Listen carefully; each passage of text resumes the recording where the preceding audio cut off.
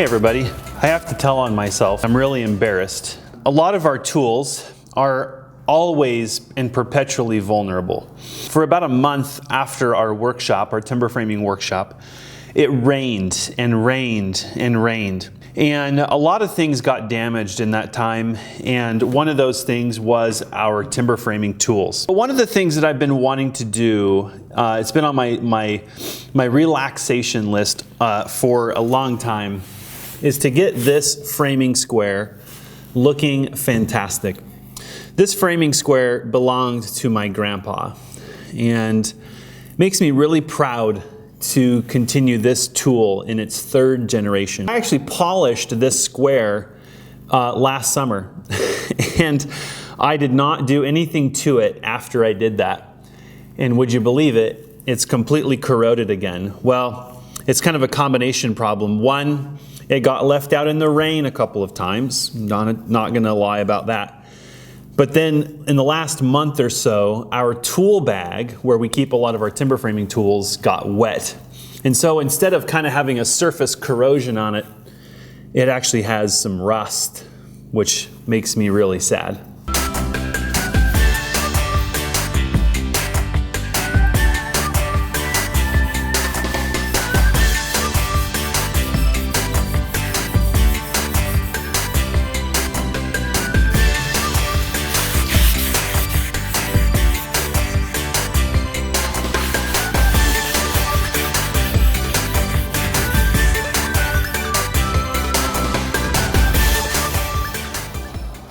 I wanted to talk a little bit about steel squares and kind of share some really cool things I've learned in the last few months and how cool of a tool this really is. It's kind of sad. It's kind of a lost art. It's been replaced by a completely new and better tool that lacks a lot of the features that made this tool a key element of a tradesman's toolbox for a very, very long time. One of the drawbacks to this steel square is that the markings on it, even when it's really in good condition, they're quite illegible. And so I bought some paint and lacquer, and I'm hoping as part of my restoration project to bring out these markings so they're very visible, and then ultimately to put a protective coating over this square so that when I use it, it's both a pleasure to use, and of course it will retain its usability far longer than a couple of months. I can tell you right now that if you're an advanced tool geek, this video is probably going to annoy you and it's probably going to bore you to death, so you've been warned. But I think there's still a lot of value in such a simple tool. And it really excites me when I get to use this, because I think about all the buildings that have been constructed on many continents with this one simple tool. A framing square, or a steel square, has three basic parts. It has what's called a tongue, which is this portion here, and it's actually fairly narrow. It has what's called the heel, which is the corner down here. And finally, the blade, which is the thicker portion that is almost always longer. You can still buy this tool at most any hardware store, but it's been changed, and a lot of different companies have kind of done their take on this square. It has many features that are built into each area: the blade, heel, and the tongue. Modern construction uses one simple joint that any idiot can put together. It's called a butt joint. You have two distinct pieces of wood. They're brought together like this, and often they are either toe-nailed in here or straight nailed in here, something like that, to resist the tension on these joints. Additionally, a piece of material is put over this, like sheathing or something, that again provides more rack resistance so that that joint is much less likely to pull apart. When the timber framing square or framing square was invented, the majority of joinery was actually two pieces of wood that came together in a delicate furniture-like fashion. So there was no hardware used in this joint. Instead, a mortise and a tenon was used. And a mortise is basically nothing more than a hole cut in wood, and a tenon is nothing more than a small piece of wood protruding from the end. It's important to understand how the people used this tool. And at first, it just looks like it's meant to be a square. What is really cool is that the tongue on this square is 1 1/2 inches wide, which is a very useful and quick measurement. The blade on this tool is 2 inches wide.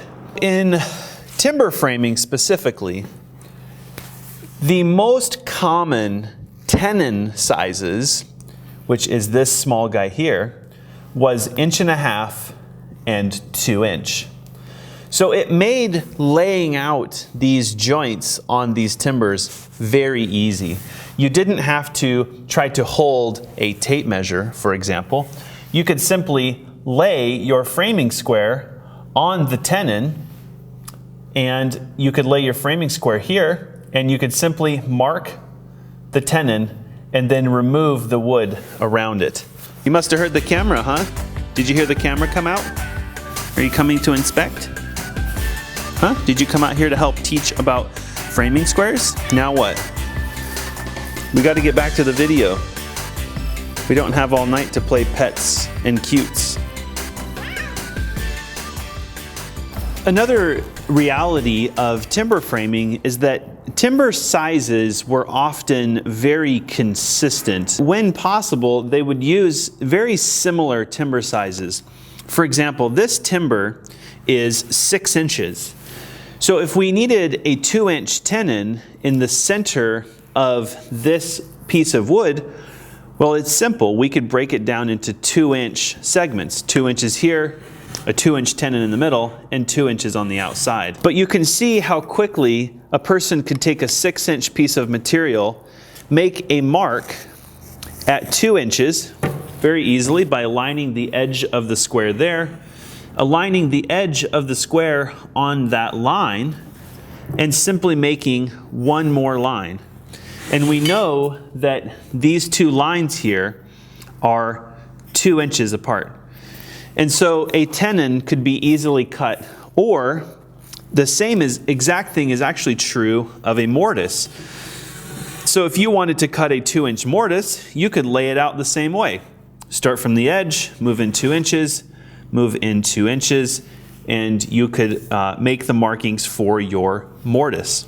Another benefit to having a fixed width piece of material is that as you remove the material from here, which would become a mortise, it would become a hole in the wood, instead of having to take a large timber that has a tenon on it and check it for fitment constantly, you can simply take the 2-inch blade and you can slide it into the joint and check it for uniformity and for fitment. Another feature of the framing square, because it has a 2-foot long blade, is that it's able to help you when you're measuring and laying out cuts, cross cuts, to average out inconsistencies in the width of the timber. As many of you know, we sawmilled our own timber frame and we planed all of the timbers using a power planer.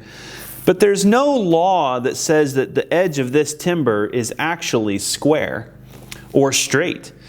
And the length of this square is helpful in averaging out these inconsistencies from end to end. The speed square, which is a very common tool in today's trades, uses just 6 inches to do the same job. or excuse me, 7 inches. There are larger speed squares available. I think they're 12-inch. And with modern construction and the butt joints that we use, this level of precision is not necessary. When the joinery is what is holding the building erect with no additional support, tight joints are extremely important. When the materials were less uniform, this might have even been used or created using a broad axe. It was important to have the average over a timber to create this most square crosscut possible. It also makes sense that if you were to have just the tiniest inconsistency in this area of this piece of wood, the shortness of this square could create quite a dramatic change because of the short distance from end to end. Even a piece of wood were stuck back here, it would create a fairly dramatic change in your line. Whereas the length of the framing square is going to reduce that inconsistency. So the same problem down here at the end would not result in nearly the deviation as it would on the speed square.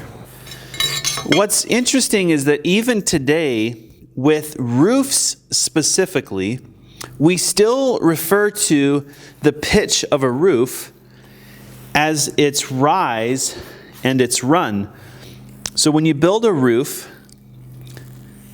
that looks something like this, this is referred to as the run, or the distance from the edge of the roof or the rafter to the center of the roof. In the case of a gable roof, that would look something like this. Of course, if it was a lean-to roof, it would only be 1/2 of this shape. And this distance is referred to as the rise. You have to remember that people in the 14s, 15s, and 1600s weren't all running around with smartphones and calculators. In fact, they may not have been that great at math. But the framing square made it so that they did not need to be good at math. They were able to use this tool to quickly figure out the rise and run of a rafter and make quick and easy cuts. For example, on the tongue of this square, we could find 12 inches and place it on the edge of this timber. And we'll use that to represent a 12-inch run, or 1 foot of run. And then here on the blade, we can set that to 9 inches. And that would represent 9 inches of rise. So for every 1 foot that we travel toward the center of the building, we're going up 9 inches, which will give us a 9 and 12 roof pitch. And then we can make our mark and make the cut. A very simple way of creating angles. Nobody actually knew how many degrees of pitch this roof was. And what's hilarious is that even in today's world, you'll find that on a framing or on a speed square, they still have common pitches. So if you needed to make a 12 and 12 pitch cut, or a 9 and 12 pitch cut, which looks like it would be around 36 and something degrees, you could do that with this square. I think it's pretty astounding the level of precision that was attainable so long ago with wood. This square actually has many different layouts. A modern tape measure is considered accurate if it has 1/16 or at best 30 seconds. This framing square has many different scales built into it. On the front of the square, which is where the brand would stamp its logo, on the outside of this square, we would find twelfths. That's a very purposeful measurement, which we don't use today because nobody uses twelfths for anything. But if you think about how they used this tool as a calculator, if you were to take an inch and divide it into twelfths, you would now have inches within a foot. The inside edge here is actually in 30 seconds. I know some of you millimeter metric folks out there would see the wisdom in this. On the inside of the tongue, on the front, is 1/10 of an inch. How many of you have ever measured something and done your calculator and came up with 37.86 inches and thought, how do you get fractional scales using tenths or hundredths of an inch? Well, this portion of the square would be very useful because if it were a whole tenth, say 7/10 of an inch, you would be able to find that quickly and you're good to go. I'm going to touch on this more after I have a chance to restore this square so it's more visible. But there's a little grid right here that's visible. And this grid would allow a person to get to 1/100th of an inch. So if we wanted to find 35/100ths of an inch, we would go over 3 notches and up 5 notches, and that would be 35/100ths of an inch. That is accuracy. On the back of the square, which would be the side opposite the company's logo, we actually find 1/8 of an inch on the inside edges and 1/16 of an inch on the outside edges. This is how they were able to build such majestic structures without the use of a calculator. I want to share a couple of books that my dad sent me. This book is actually dated to somebody in 1922.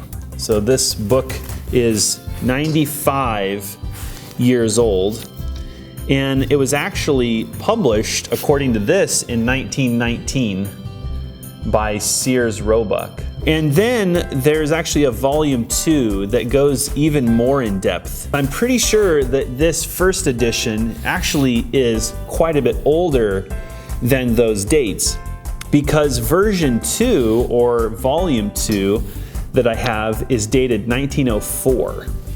And that's why this tool fascinates me, because my grandpa, before iPhones, before laser levels, and a lot of this technology that we use today, was a very skilled builder.